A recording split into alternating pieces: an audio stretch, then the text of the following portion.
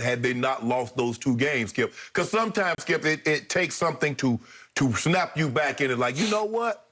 Okay.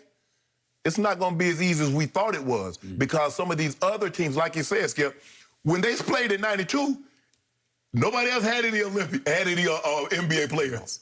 And so everybody, basically all the NBA players was on the U.S. team. Now they're spread throughout.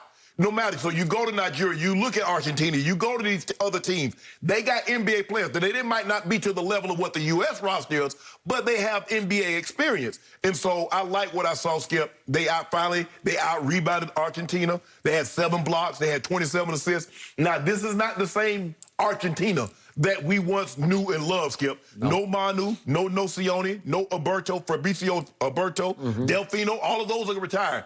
And they're leaning on a 41-year-old. No, that was called the Golden Generation. Yes. And now, Skip, they're leaning on Scola. Luis Scola at a ripe old age of 41. I had to look him up. I said, is that like the son? No, it's the guy. He's 41. It's Luis Scola. He was a Spur for a while. He's pretty good. He was. He was their leading scorer last night. And they finally shot the ball better. They shot. And by the way, Campazzo plays, who did well for Denver. But go ahead. Yes. So Skip, I like what I saw. I love the effort. I love the way they defended. I love the rebounding. They finally looked like, okay, y'all came to play tonight. And Skip, that's what it's going to take. Now, like I said, Nigeria also blew out Argentina. So how much should we read into this, Skip? Argentina is not the same Argentina that won the gold medal. They're not the same top, 2 or 3 team that's in group world play that they've been over the years. But I like what I saw. I need to see a little bit more. I think they play Australia again. I think they do on Friday night. They got Australia again. Yep. So we'll see. Now, Australia, we're going to show y'all that wasn't a fluke. Okay. I know y'all thought it was a fluke, but we're going to show you it's not. And I think the Americans are going to come back and show KD and they're going to say, y'all really think y'all can beat us for the gold medal? I agree. So I also remind you that it took a Patty Mills buzzer-beating 3 for Australia to beat Argentina. Yeah. So again, I don't think they're chopped liver. No. So this is the round robin that's taking place at Mandalay Bay in Las Vegas. Right. Okay. They're just exhibition games, but they are showing you what's starting to take shape. So last night, just for the record, our Team USA was an 18.5-point favorite over Argentina, and they won by 28. Okay, so they covered. Right. So what did I love the most about last night? It could be what you're talking about, like a watch this. Okay, watch this.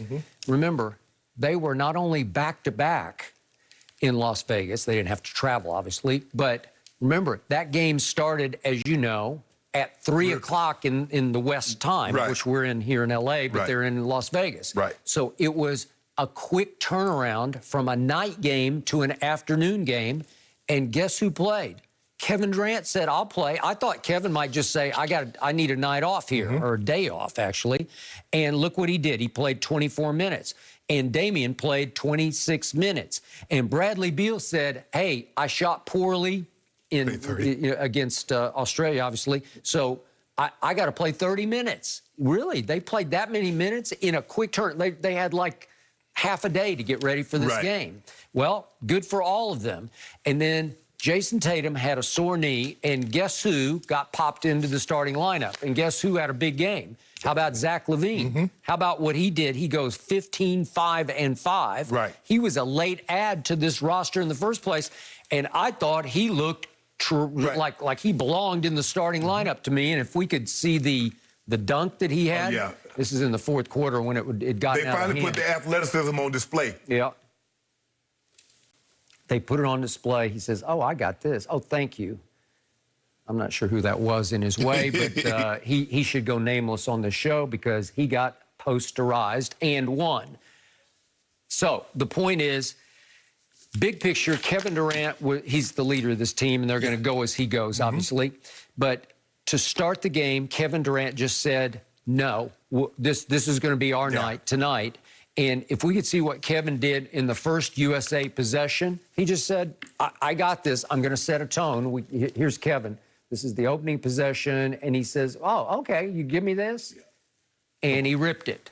And that's what he's capable of doing. He scored 14 in the first half, and they led by 16, and he tacked on 3 more in the second half because they didn't really need him for a grand total of 17.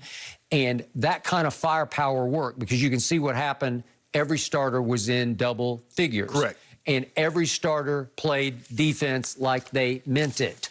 So now we're down to how long is this NBA Finals going to go? Because it's going to impact the fate of this team because there are 3 players, starting with Devin Booker, Chris Middleton, Drew Holiday. They're scheduled to be on this roster. Well, are they going to opt out? Because the last game, Skip, Game 7 will be the 22nd. Okay. I think their first game is like the 24th or the 25th. So would they be capable? Would they have the right mindset to just hop on a flight and fly all the way to Tokyo to do this? Yeah. Would they be able to be blended into the rotation with no practice whatsoever? Hey, play defense. I don't know. Holiday. Yeah. No, that's what they can do. Both of them can. You got ball. You on the ball. Yeah.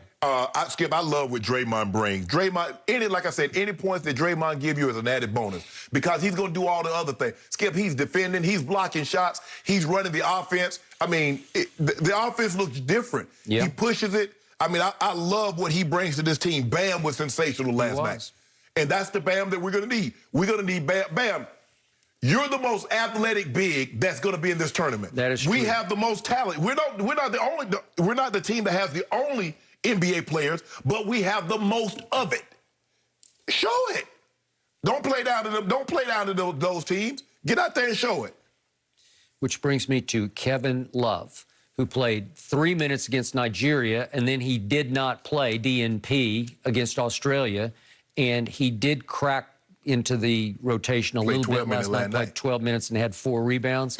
He just looks like I can't recognize him. I don't even know who he is anymore. He's now a gray beard. He just looks like, what happened to that guy? Injuries.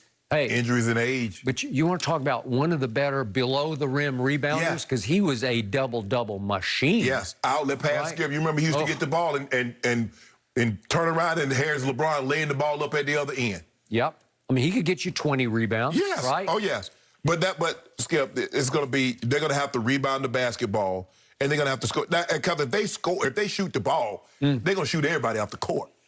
But you're going to have to get you're going to have to keep guys off the glass, no easy second chance points. Nope. But I like what I saw. This is the first time I was like, okay, I recognize this team. And this is not a knock on Australia. This is not a knock on Nigeria. But you're not betting any money that Nigeria is going to beat if they play again for the gold medal. You're not putting a dime on Nigeria to beat them. You're not putting a dime on Australia. I don't think so all this notion, we got great players. You do.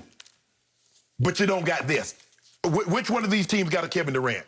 Which one of these teams that's in the Olympics got a Dame Lillard?